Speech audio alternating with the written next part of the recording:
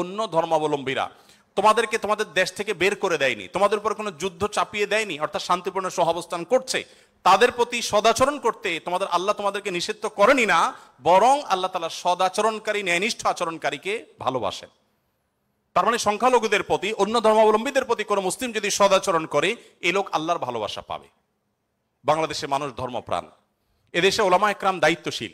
এজন্য আমি প্রায় বলি, আমাদের আশেপাশে অন্য যে কোনো দেশের সংখ্যালঘুদের চাইতে আমাদের দেশের সংখ্যালঘুরা আলহামদুলিল্লাহ অনেক ভালো আছে, সেজন্য আমরা অনেক হ্যাপি এবং সুখী। আমরা চাই তারা আরো ভালো থাকুক। আমাদের আশেপাশের বিভিন্ন দেশে বহু ধর্মীয় দাঙ্গা হয়েছে, শত শত মানুষ মারা গেছে। বাংলাদেশের আজও পর্যন্ত কখনোই ধর্মীয় দাঙ্গায় শত শত মানুষ তো দূরের কথা, ডজন ডজন মানুষ মারা গেছে, এমন কোনো ঘটনা কখনো শোনা। সংখ্যালঘুদের নির্যাতনের যে সমস্ত বিচ্ছিন্ন ঘটনা ঘটে, এটা আমরাও জানি, আমাদের সংখ্যালঘু ভাই বোনেরাও জানেন। এটা দিন শেষে রাজনৈতিক ফায়দা হাসিলের নীল নকশা ছাড়া আর কিছুই নয়। বাংলাদেশের সবচেয়ে বড় ধর্মীয় শিক্ষা প্রতিষ্ঠান হাটহাজারী মাদ্রাসার ঠিক কোল ঘেঁষে একটা মন্দির, আমি সেই মাদ্রাসার ছাত্র। এত প্রাচীন এই মন্দির এবং মাদ্রাসাও প্রাচীন, শতবর্ষী মাদ্রাসা এবং প্রাচীন মন্দির। কেউ বলতে পারবে না যে মাদ্রাসার হাজার হাজার ছাত্রের কেউ কোনোদিন একটা ঢিল সেই মন্দিরে নিক্ষেপ করেছেন অথবা মন্দির থেকে পাল্টা এরকম কিছু হয়েছে, কেউ বলতে পারবে না। বাংলাদেশের মানুষের সাম্প্রদায়িক সম্প্রীতির যে উদ্যম দৃষ্টান্ত, পৃথিবীর অনেক উন্নত দেশেও সে দৃষ্টান্ত নাই। এটা আমরা কোত্থেকে পেয়েছি? ইসলাম থেকে পেয়েছি। আমাদের সংখ্যালঘু ভাই বোনদের প্রতি সদাচরণ করতে আমাদের ইসলাম বলে, ভালো মুসলিম হওয়ার প্রয়োজনে আমাদের এটা করতে হচ্ছে। অতএব আমরা যত বেশি ভালো মুসলিম হতে পারবো, আমাদের সংখ্যালঘু ভাই বোনরাও তত নিরাপদে থাকবেন।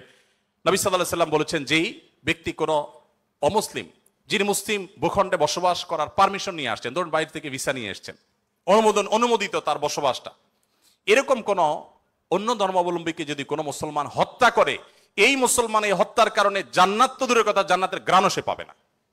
মানুষটা কিন্তু অন্য ধর্মাবলম্বী। নবী সাল্লাল্লাহু আলাইহি সাল্লাম একটা ইহুদির লাশ নিয়ে যাওয়া হচ্ছিল, তিনি সম্মান প্রদর্শন করলেন। সাহাবীরা বললেন, ইয়া রাসূলুল্লাহ, ইহুদির লাশ আপনি সম্মান প্রদর্শন করছেন? নবী সাল্লাল্লাহু আলাইহি সাল্লাম বলেছেন, আলাইসাত নাফসা, সে কি মানুষ না? লোকটা ইহুদি হতে পারে কিন্তু তিনি মানুষ না। আব্দুল্লাহ ইবনে ওমর রাদিয়াল্লাহু তাআলার বাসায় ছাগল জবে হয়েছে, তিনি বাহির থেকে এসে জিজ্ঞাসা করলেন, আহাদাইতুম লিজারনাল ইহুদি, আমাদের ইহুদি প্রতিবেশী বাসায় গোশত পাঠিয়েছো? বাসার লোকজন বলল, না তো। তখন তিনি বললেন, আল্লাহ রাসূল সাল্লাল্লাহু আলাইহি সাল্লাম প্রতিবেশীর অধিকার নিয়ে এত কথা বলেছেন যে নিজের সম্পদে তাদের হিস্সা আল্লাহ তাআলা নির্ধারণ করে দেওয়ার উপক্রম হয়েছিল, আর তোমরা কেন প্রতিবেশী বাসায় খাবার পাঠাওনি? আমাদেরকে আরো ডেভেলপ করতে হবে। আমাদের আশেপাশে কোনো হিন্দু বসবাস করেন, আপনার পাশে ফ্ল্যাটে, পাশের বাড়িতে, আপনি কয়দিন তার বাসায় খাবার পাঠিয়েছেন, গিফট পাঠিয়েছেন? অথচ ইসলাম কিন্তু সেই নির্দেশ আমাদেরকে করে। যাই হোক, নবী করিম সাল্লাল্লাহু আলাইহি ওয়াসাল্লাম চতুষ্পদ জন্তু, পশু পাখির প্রতি তার যে দয়া ছিল, তারা দুর্বল, তারা অসহায়, তাদের পক্ষে নবী সাল্লাল্লাহু আলাইহি ওয়াসাল্লামের যে অবস্থান ছিল, একবার আপনারা জানেন বিখ্যাত হাদিস, নবী সাল্লাল্লাহু আলাইহি ওয়াসাল্লাম বলেছেন যে অনেক আগের একটি ঘটনা, এক লোক তিনি যাচ্ছিলেন কোথাও পানি পান করার জন্য, কোন একটা কুয়াতে তিনি নেমেছেন, উঠে দেখতে পেলেন একটি কুকুর পিপাসায় সেরকম অস্পর্শ করছে। তখন তিনি তার পোশাক খুলে পানিতে চুবিয়ে, সে পানির চিবিয়ে ওই কুকুরকে খাওয়ালেন। এই হাদিসটি দুই রকম আছে, একজন পুরুষের ক্ষেত্রে আছে, তিনি তার পায়ের মোজা খুলেছেন, একজন নারীর কথা আছে, তিনি তার ওড়না খুলে এই কাজটি করেছেন। ওই নারী ব্যভিচারিণী হওয়া সত্ত্বেও আল্লাহ তাআলা একটি প্রাণীর প্রতি এই ভালোবাসা, এই সম্প্রীতি দেখাবার জন্য তাকে মাফ এবং নাজাত দিয়ে দিয়েছেন।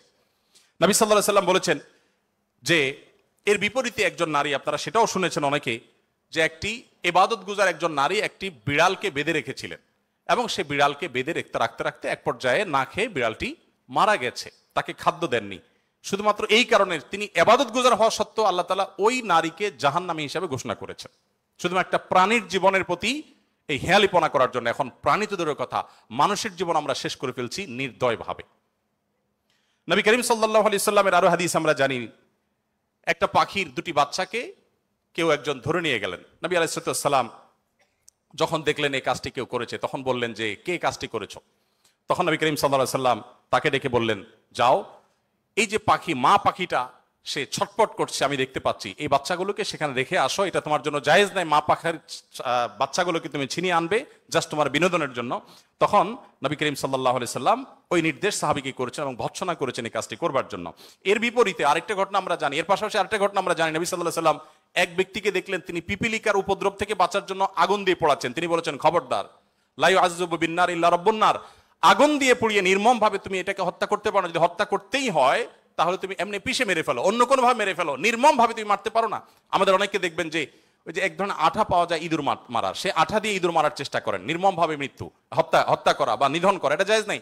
সে আপনাকে উপদ্রব করে, আপনি হত্যা করতে পারেন, কিন্তু নির্মম ভাবে হত্যা করবার বা হত্যাকে আপনি এনজয় করবেন, এই অধিকার আপনাকে ইসলাম দেয়নি। নবী করিম সাল্লাল্লাহু আলাইহি ওয়াসাল্লাম তার সাহাবী আব্দুল ইবনে সাঈদ ইবনে জুবায়ের বলেছেন যে সাহাবী আব্দুল ইবনে ওমর রাদিয়াল্লাহু তাআলা আনহু একবার যাচ্ছিলেন, দেখলেন যে কুরাইশের কিছু যুবক কিছু পাখিকে বেঁধে রেখে তীর নিক্ষেপ করছিলেন হাত সই করার জন্য, এবং ওই পাখিগুলোর যে মালিক তাকে বলেছেন যেটা লাগবে না মিস হবে, ওই তীরটা তোমার, বিনিময়ে তুমি তীর পেয়ে যাবে, আর লাগলে তো পাখি মারা যাবে। এটা জাস্ট মজা করছিল তারা। দেখেন আল্লাহ নবী সাল্লাল্লাহু আলাইহি ওয়াসাল্লামের সাহাবী আব্দুল ইবনে ওমর যখন এসেছেন, জাস্ট তাকে দেখেছে, দেখার সাথে সাথে দৌড়ে পালিয়ে গেছে তারা, ওই যুবকরা, কারণ জানেন যে নবী সাল্লাল্লাহু আলাইহি ওয়াসাল্লামের সাহাবী কোন প্রাণীর প্রতি নির্মমতাকে সহ্য করবেন না, চলে গেছে তারা। তখন এবার আব্দুল ইবনে ওমর রাদিয়াল্লাহু তাআলা আনহু বলেছেন, আল্লাহ লানত এবং অভিশাপ নাজিল হয় ওই মানুষগুলোর প্রতি যারা কোনো প্রাণীকে এরকম বিনোদনের জন্য জাস্ট তীর মেরে, গুলি মেরে বিভিন্নভাবে লক্ষ্যবস্তু তাদেরকে বানায়। নবী করিম সাল্লাল্লাহু আলাইহি ওয়াসাল্লামের জীবনের বহু ঘটনা আছে, আমরা বলে শেষ করতে পারবো না, আমি একেবারে শেষের দিকে চলে আসছি। একবার নবী করিম সাল্লাল্লাহু আলাইহি ওয়াসাল্লাম একটি ওট দেখতে পেলেন, খুব ক্ষীণকায়, জীর্ণশীর্ণ, দুর্বল, এবং তার চোখে পানি। নবী সাল্লাল্লাহু আলাইহি ওয়াসাল্লাম তার শরীরের উপরে খুব আলতো করে হাত বুলিয়ে দিলেন। তখন সেই ওটের আচরণ দেখে বর্ণনাকারী সাহাবী বলছেন, মনে হচ্ছিল সে অনেকটা প্রশান্তি অনুভব করেছে। তখন তিনি ওটের মালিককে ডেকে বললেন যে এই ওটকে তুমি কেন ভালো করে খাবার দাবার দাও না, তার ব্যাপারে তুমি আল্লাহকে কেন ভয় করো? নবী সাল্লাল্লাহু আলাইহি ওয়াসাল্লাম তাকে সতর্ক করলেন। ঠিক একইভাবে নবী সাল্লাল্লাহু আলাইহি ওয়াসাল্লাম ঐতিহাসিক একটি হাদিস সহিহ মুসলিম বর্ণিত, তিনি বলেছেন, ইন্নাল্লাহা কাতাবাল ইহসানা আলা কুল্লি শাই ফাইদা কাতালতুম ফাহসিনুল কিতলাহ ওয়া ইযা যাবাহতুম ফাহসিনুজ যিবহা। যদি কেউ কোন প্রাণীকে জবে করতে হয়, জবে করে খেতে হয়, আল্লাহ তার জন্য হালাল করেছেন, সেও যেন নির্মম ভাবে জবে না করে। এই জন্য ছুরি যেন ভালো করে ধার দিয়ে নেয়, যাতে করে পশুর প্রতি নির্মমতা করতে করতে ধীরে ধীরে তাকে যেন হত্যা করতে না হয়। এমনকি কোনো মানুষকে যদি মৃত্যুদণ্ড দিতে হয়, তাকেও যেন নির্মম ভাবে হত্যা না করা হয়। প্রয়োজনে তাকে যদি মৃত্যুদণ্ড দিতে হয়, এমনকি রণাঙ্গনে যদি শত্রুপক্ষ হয়, নির্মম ভাবে তার অঙ্গ প্রত্যঙ্গ কেটে টুকরা টুকরা করবেন, এই নির্মমতা করার অনুমতি ইসলাম আপনাকে দেয়নি। আপনাকে মানুষ হতে বলেছে ইসলাম। নবী সাল্লাল্লাহু আলাইহি ওয়াসাল্লাম এক ব্যক্তিকে দেখলেন যে তিনি তার কোন একটা পশু জবাই করার জন্য শুইয়ে তারপরে সেই পশু ছুরি ধার দিচ্ছেন। একদিক থেকে শুয়েছেন, হয়তো পাও দিয়ে ফাড়া দিয়ে ধরে রেখেছেন, আর অপর দিক থেকে হাত দিয়ে তিনি ছুরি ধার দিচ্ছিলেন। নবী সাল্লাল্লাহু আলাইহি ওয়াসাল্লাম বলেছেন যে আতুরিদু আন তুমিতাহা মাউতা, তুমি কি চাও এই প্রাণীটাকে কয়েকবার হত্যা করতে? কেন তুমি আগে ছুরি ধার দিয়ে আনো নাই? নবী করিম সাল্লাল্লাহু আলাইহি ওয়াসাল্লাম একটি গাধার পাশ দিয়ে যাচ্ছিলেন, দেখতে পেলেন যে গাধাটার উপরে কেউ ছেক দিয়েছে, কোন লোহাটো হাতে দাগ দিয়ে ছেক দিয়েছে, ক্ষত বিক্ষত হয়েছে। নবী সাল্লাল্লাহু আলাইহি ওয়াসাল্লাম বলেছেন, লাআনাল্লাহুল্লাযী ওয়াসামা, যে ব্যক্তি গাধাটাকে ছেক দিয়েছে, আল্লাহর লানত, আল্লাহর রহমত থেকে সে বঞ্চিত হয়ে অভিশাপ তার উপরে নাজিল হবে।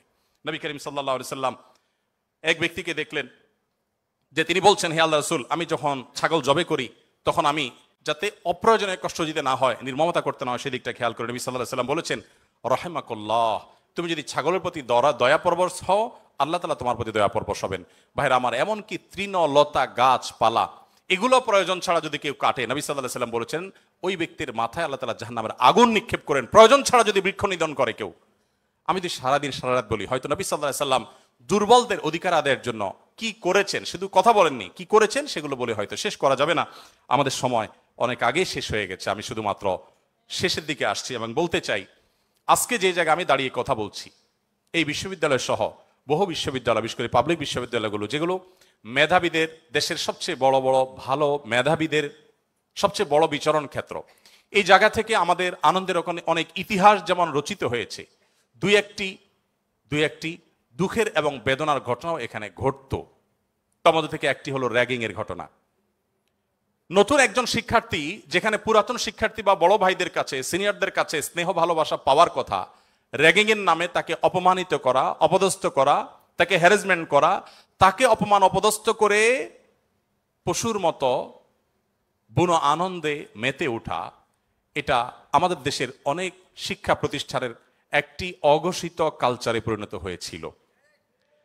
আমরা আশা করব এই পশুত্ব, এই নির্মমতা, এটা আমাদের দেশে আর কোনো শিক্ষা প্রতিষ্ঠানে কোনোদিন ফিরে আসবে না। আমরা সবাই যদি দায়িত্বশীল হই, আমরা সবাই যদি মানুষ হই, ভালো মুসলমান হতে হলে ভালো মানুষ আমাদেরকে হতে হবে। আমরা যদি ভালো মানুষ হই, তাহলে আমাদের দ্বারা এরকম ঘটনা কখনো ঘটতে পারে না। একজন মানুষের কষ্ট কারোর আনন্দের কারণ হতে পারে না। নবী করিম সাল্লাল্লাহু আলাইহি ওয়াসাল্লাম বলেছেন, যে ব্যক্তি কোনো ছোটদের প্রতি স্নেহ করে না, ভালোবাসে না, সে আমার উম্মত না। ছোট এবং জুনিয়রদের প্রতি যদি স্নেহ মমতা না থাকে, ভালোবাসা না থাকে, সে আর যা হোক নবী করিম সাল্লাল্লাহু আলাইহি সাল্লামের উম্মত হিসাবে পরিচিতি পাবে না। অতএব র্যাগিং এর এই অপসংস্কৃতিকে ঝেঁটিয়ে শিক্ষা প্রতিষ্ঠানগুলো থেকে বিদায় করতে হবে আপনাদেরকেই। সবাই রাজি আছেন তো ইনশাআল্লাহ? আল্লাহ তাআলা আমাদের সবাইকে সেই তৌফিক দান করুন।